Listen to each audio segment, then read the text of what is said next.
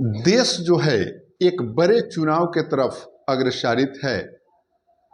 देश में जो है एक और बड़ा चुनाव लोकसभा का चुनाव होने वाला है और इसकी चर्चाएं अब लगातार चलने लगी है, लगातार चलने लगी है। अभी देश में आप सभी जानते हैं कि बीजेपी की सरकार है और एक तरफ बिखरा हुआ विपक्ष है और इस बिखरे हुए विपक्ष को नीतीश कुमार एकत्रित करने का प्रयास शुरू किए और जैसे ही एकत्रित करने का प्रयास शुरू किए तो सारा विपक्ष एक मंच पर तो आया और एक गठबंधन भी लमसम बनते हुए दिखाई दिया, जिसका नाम रखा गया इंडिया गठबंधन। अब इंडिया गठबंधन का नेतृत्व आखिर कौन करेगा? कारण कि आपके सामने एक चीज है, बीजेपी के सामने एक चेहरा है नरेंद्र मोदी, और नरेंद्र मोदी के चेहरा के समान चेहरा आखिर विकल्प के रूप में नहीं दिया जाएगा। वैसे परिस्थिति में विपक्ष की मान्यता क्या रहेगी, विपक्ष का वजूद क्या रहेगा, ये भारी सवाल है।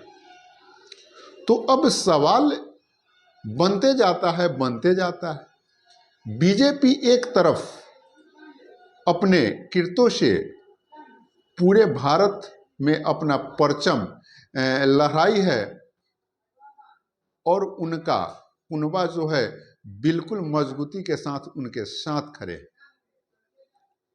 और एक तरफ विपक्ष का दिन प्रतिदिन कुछ न कुछ बयान निकलते जा रहा है। कांग्रेस पार्टी जो आज हाशिए पर आ गई है, कभी कांग्रेस का परचम लहराता था और वही कांग्रेस पार्टी जो है हाशिए पर आ गई है, लेकिन लालच आज भी विद्यमान है। आज भी कांग्रेस पार्टी नहीं चाह रही है कि हम दूसरे के हाथ में बागडोर दें। तो वैसे परिस्थिति में किस हिसाब से नरेंद्र मोदी के सरकार को चैलेंज किया जाएगा? चैलेंज करने के लिए वैसा चेहरा कहीं ना कहीं से लाना पड़ेगा। अब ममता बनर्जी हो या विपक्ष के वो तमाम बड़े नेता हों, कुछ ना कुछ कहीं ना कहीं से जब बातें निकलती है तो उसमें यह देखने के लिए मिल रहा है कि वह कहीं ना कहीं से कांग्रेस के किसी व्यक्ति का नाम ही नामित करते हैं। लेकिन अब सवाल बनता है कि कांग्रेस अगर स्वयं इस लड़ाई को देने में सक्षम होती, सवाल उठता है कि कांग्रेस के खिलाफ में ये तमाम पार्टियां बनी तो उसी कांग्रेस को फिर अगर बागडोर देने की बात अगर ये नेता लोग करते हैं तो आप सोचिए जरा किस हिसाब से जनता उस पर विश्वास करेगा। और विश्वास करेगा भी तो क्यों करेगा? कारण कि कहीं ना कहीं से कांग्रेस के कार्यों में कमी आई, तभी ये सारी पार्टियां धीरे धीरे बनती गई। और जब सारी पार्टियां बन गई तो कहीं ना कहीं से अगर फिर कांग्रेस को ही अगर समर्थन मिल जाता है तो उसका नीति तो नहीं बदल गया, उसका मानसिकता जो था वह तो नहीं बदल गया। तो वैसे परिस्थिति में किस हिसाब से कांग्रेस को फिर से ये पार्टी नामित कर रहे हैं, और फिर से अगर नामित कर ही देते हैं और अगर चुनाव होती है तो चुनाव का क्या हर्ष हो सकता है, या आप सोच सकते हैं। एक तरफ कांग्रेस का जैसे ही चेहरा होगा वैसे ही नरेंद्र मोदी के चेहरा को फीका करना किसी के बुत्ते की बात नहीं है।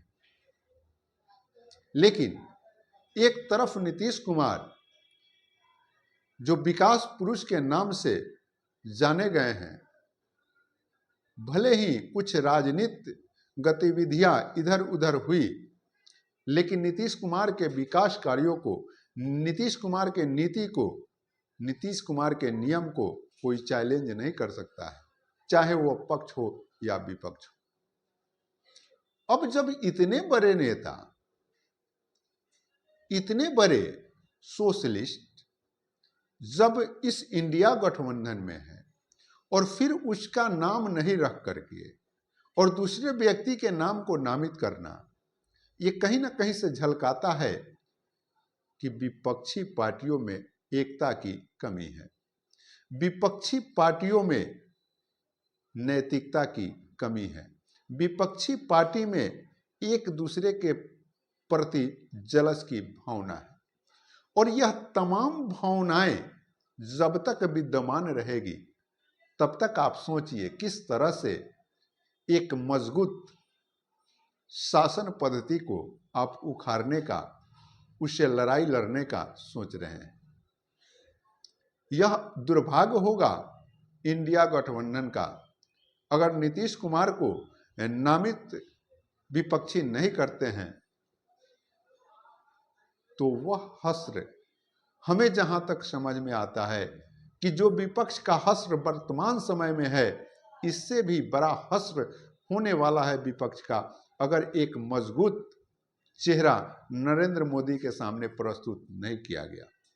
अगर नरेंद्र मोदी के साथ इस तरह का घोलमोल ही चेहरा प्रस्तुत किया गया, तो हमको जहां तक समझदारी है, जहां तक यह विश्वास है कि 2/3 बहुमत से बीजेपी चुनाव निकाल लेगी, कि कारण कि बीजेपी के पास मजबूत हिंदुत्व मुद्दा है और इन तमाम जो छोटे पार्टियां हैं, यह पार्टी कहीं ना कहीं से अपने क्षेत्र में पब्लिक के सामने एक अच्छा चेहरा है और ये तमाम लोग अगर एकत्रित होते हैं, अपने चेहरा का प्रदर्शन करते हैं अपने अपने क्षेत्र में, और तब जाकर के नरेंद्र मोदी को कहीं डिगाने का प्रयत्न जो है कामयाब हो सके। और यह कामयाबी तभी मिलेगी जब नीतीश कुमार को चेहरा बनाया जाएगा। लालू यादव तो अब वृद्ध हो चले हैं, लेकिन लालू यादव का नेतृत्व भी अहम होना चाहिए, कारण कि उनके एक इशारों पर जो है एक बहुत बड़ा तबका अपना सर्वस्व लगाने के लिए तैयार रहता है। तो इस तरह से ये चीज़ें जो निकल करके आई, इसको मैं आपको प्रस्तुत करने का या बतलाने का प्रयास किया हूँ।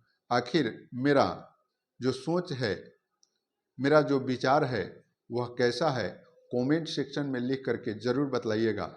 मिलते हैं एक नए वीडियो में, अब तक के लिए इतना ही। जय हिंद।